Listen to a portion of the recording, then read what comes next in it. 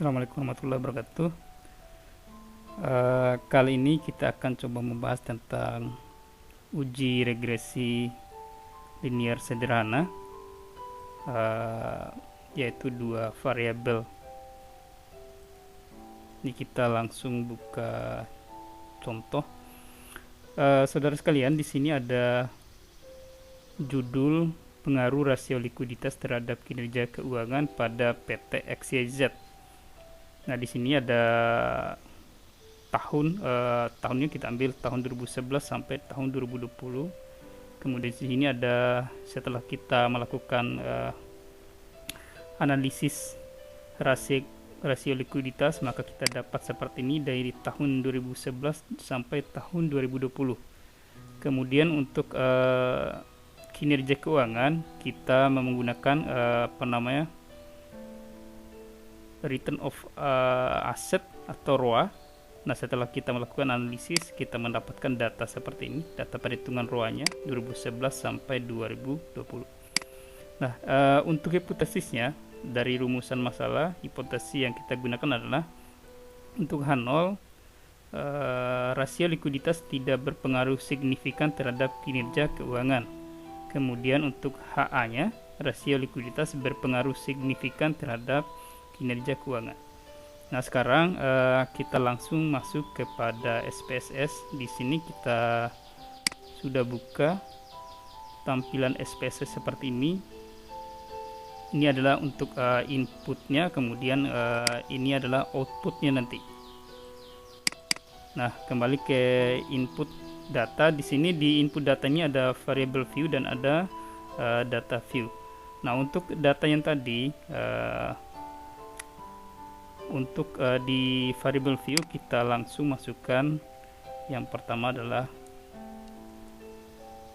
current ratio ya, likuiditas. Kemudian yang kedua adalah ROA. Nah, sekarang karena tidak ada yang kita rubah di sini untuk desimalnya, dua angka di belakang koma.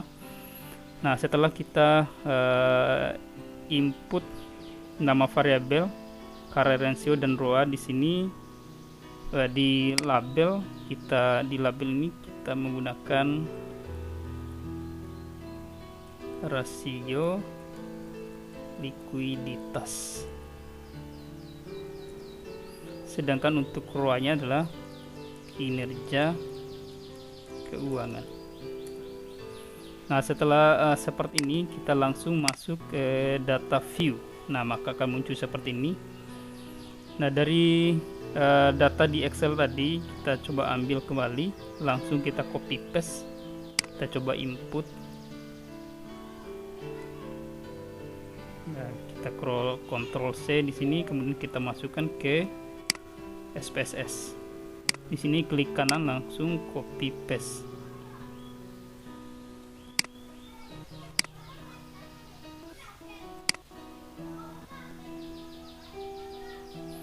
Nah, data yang tadi sudah kita masukin seperti ini modelnya. Nah, kemudian setelah kita input, baru kita melakukan analyze. Di sini kita menggunakan regresi, kemudian linear.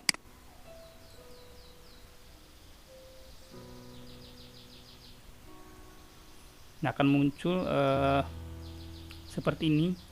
Kemudian kita pindahkan rasio likuiditas dan kinerja keuangan ini antara variabel independen dan variabel dependen. Untuk rasio likuiditas ini adalah variabel independen.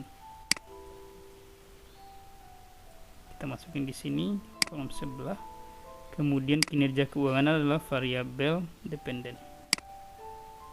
Nah, sudah masuk, maka kita langsung klik OK.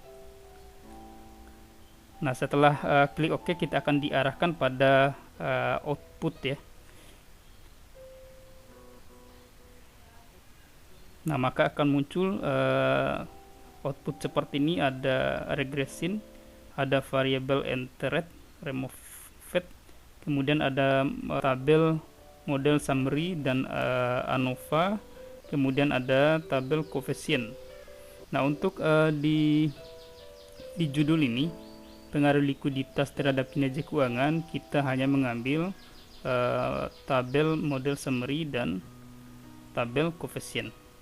Nah, kemudian kedua tabel ini klik kanan bisa kita copy ya, kemudian kita pindahkan ke Word.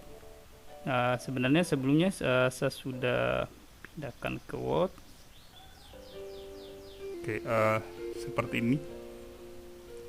Nah, yang kita ambil tadi adalah judulnya ya, pengaruh resiko likuiditas terhadap kinerja keuangan pada PT XYZ.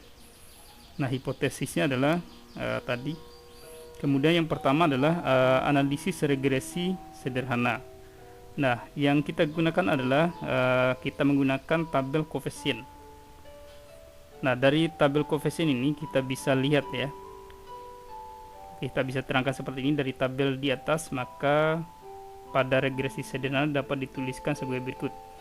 Nah, untuk rumus regresi sederhana sama Y aksen sama dengan A plus BX, atau Y aksen sama dengan, untuk nilai A nya konstantanya adalah ini min 3,035, kemudian plus B. Untuk nilai B nya kita ambil dari rasio likuiditas ini, nilai B yaitu 0,067x. Nah, persamaan regresi di atas dapat dijelaskan sebagai berikut. Konstanta sebesar min 3,035 artinya apabila variabel X atau likuiditas nilainya 0, katakan nilai 0, maka nilai variabel Y atau kinerja keuangan adalah min 3,035. Nah, maka di sini kalau nilai likuiditasnya 0 di sini, maka tentu kalau kita kalikan 0,067 dikali dengan 0, maka tetap 0. Maka otomatis nilai Y-nya adalah min 3,035. Kemudian yang kedua adalah koefisien regresi variabel Y atau kinerja keuangan sebesar 0,067. Yang ini 0,067 artinya apabila variabel X atau likuiditas mengalami kenaikan 1%, jika likuiditas kenaikan 1%, maka nilai variabel Y atau kinerja keuangan akan mengalami peningkatan sebesar 6,7%, karena 0,067 ini adalah 6,7%. Nah, kemudian selanjutnya adalah kita melakukan uji T. Nah, kedua adalah kita melakukan uji T. Nah, untuk uji T ini kita tetap mengacu pada tabel koefisien. Nah, hipotesisnya tadi ya, H0 dan HA. H0 itu adalah tidak berpengaruh, sedangkan HA itu adalah berpengaruh secara signifikan. Nah, di sini keterangannya H0 dapat diterima jika nilai signifikan lebih dari 0,05. Nah, 0,05 ini dari mana? Dari nilai level signifikansi di dalam nilai tabel ya. Nah, di sini nilai 0,05 ini adalah 5%. Maka dan HA diterima jika nilai signifikan, ini HA ya. Berarti kalau HA tadi adalah berpengaruh. Jika berpengaruh, maka nilai signifikannya lebih kecil dari 0,05. Nah, sekarang kita coba bandingkan dari tabel koefisien di atas. Dapat dilihat bahwa nilai signifikan sebesar 0,41 nih. Ini nilai signifikan bisa kita lihat di sini di paling pojok bawah 0,041. Maka kita coba bandingkan dengan nilai level signifikansi 5% atau 0,05. Berarti 0,041 lebih kecil daripada 0,05. Sehingga disimpulkan bahwa HA diterima atau Dengan kata lain, rasio likuiditas berpengaruh signifikan terhadap kinerja keuangan. Nah, kemudian yang terakhir adalah kita melakukan uji koefisien determinasi. Nah, untuk koefisien determinasi ini kita bisa menggunakan tabel summary tadi ya. Tabel summary di sini. Nah, di sini kita akan melihat sejauh mana korelasi atau hubungan, apakah hubungan positif, apakah negatif antara variabel X likuiditas terhadap variabel Y atau kinerja keuangan tadi. Nah, dari tabel di atas dapat diketahui bahwa nilai koefisien korelasi R-nya sebesar 0,652.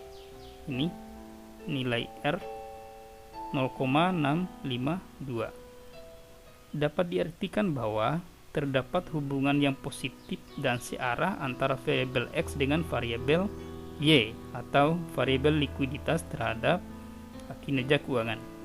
Nah, untuk nilai R pangkat 2 sama dengan 0,353. Ini 0,353. Ini berarti pengaruh variabel X likuiditas terhadap variabel Y kinerja keuangan sebesar 0,353 atau 35,3%. Kita lakukan persentase ya. Dan pengaruh variabel lainnya adalah berarti selisihnya adalah 64,7. Pengaruh variabel lain yang dalam dengan kata lain adalah pengaruh variabel di luar dari penelitian ini. Artinya pengaruh variabel selain variabel likuiditas. Bisa saja misalnya pengaruh rasio aktivitas, misalnya pengaruh rasio pertumbuhan misalnya. Nah, itu adalah variabel lain yang tidak dicantumkan, tidak dilakukan riset dalam penelitian ini. Nah, itu adalah penjelasan mengenai uji regresi linear sederhana. Oke, terima kasih. Assalamualaikum warahmatullahi wabarakatuh.